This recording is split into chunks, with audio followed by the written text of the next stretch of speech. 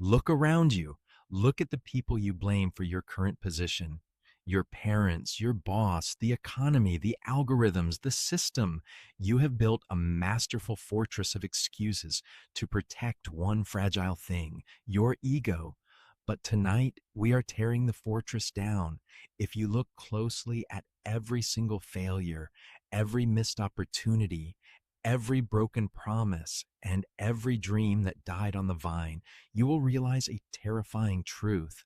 The villain in your story isn't out there. The villain is looking back at you in the mirror. You are the enemy. You are the one quietly, methodically, and subconsciously sabotaging your own potential. You are the one who stops running the moment the finish line comes into view. And the worst part, you're doing it so subtly that you actually believe you're trying to win. If you have the courage to face the damage you've been doing to your own life, stay right here. If not, click away and keep comforting yourself with lies. Because over the next 10 chapters, we are exposing the 10 hidden ways you are actively ruining your own life and how to finally stop fighting against yourself. 1. The illusion of perpetual preparation. You're addicted to the feeling of getting ready because getting ready feels like progress without any of the risks of actual failure. You buy the books, you organize your desk, you watch endless tutorials, and you build elaborate spreadsheets. You tell yourself you just need one more piece of information before you can launch the business, start the diet, or write the article. This is a highly sophisticated defense mechanism.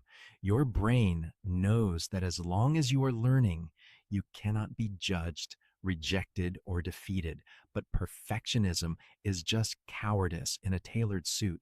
You are trading real world experience for the safe, warm blanket of consumption. Information without execution is nothing more than entertainment. The enemy inside you loves this state because it keeps you infinitely paralyzed in the starting gate, feeling productive while your life remains completely stagnant. 2. The upper limit. Problem and success anxiety. Why is it that the moment things start going well, you suddenly do something incredibly stupid to ruin it?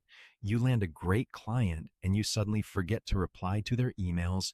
You get into a healthy relationship and you pick a fight out of nowhere. This is what psychologists call the upper limit problem. Deep down, you have a subconscious thermostat for how much happiness, wealth, or success you deserve. When your life surpasses that preset level, your internal alarm goes off. You feel like an imposter. To escape the anxiety of this new elevated territory, you subconsciously trigger a self destruct sequence to drag yourself back down to your familiar zone of struggle. You ruin your wins because misery feels safe and growth feels terrifying. 3. The micro concessions of comfort. Great lives are rarely destroyed by one massive, catastrophic decision. They are eroded grain by grain through 1,000 invisible micro concessions. It's the decision to hit snooze just once. It's the choice to eat one bad meal because you had a tough day. It's the extra 15 minutes spent scrolling on social media before starting your deep work. The enemy inside you doesn't demand that you give up on your dreams entirely. It just asks you to delay them by 5 minutes. But those 5 minutes compound over weeks, months, and years into a mountain of unfulfilled potential. You are quietly bleeding your discipline to death through tiny, seemingly harmless compromises, oblivious to the fact that you are executing your own future. 4. Emotional reasoning and the tyranny of feelings. Amateurs operate based on how they feel. Professionals operate based on what they committed to. You're ruining your life because you treat your temporary emotions as absolute gospel. If you wake up feeling tired, you assume that means you shouldn't work out. If you feel uninspired, you assume it means you shouldn't create. You have allowed your feelings to sit in the driver's seat of your life, completely forgetting that emotions are volatile, unreliable, and cowardly by nature. Your brain will always choose the path of least resistance because its primary job is survival, not greatness. The moment you wait for inspiration to strike before taking action, you have already handed over the keys of your destiny to the enemy. 5.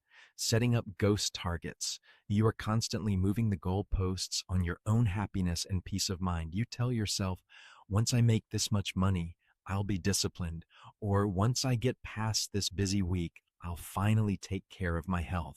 You're chasing ghost targets. You condition your execution on external circumstances being absolutely perfect. But here is the reality check. The perfect conditions you are waiting for do not exist. There will always be a crisis. There will always be a distraction, and there will always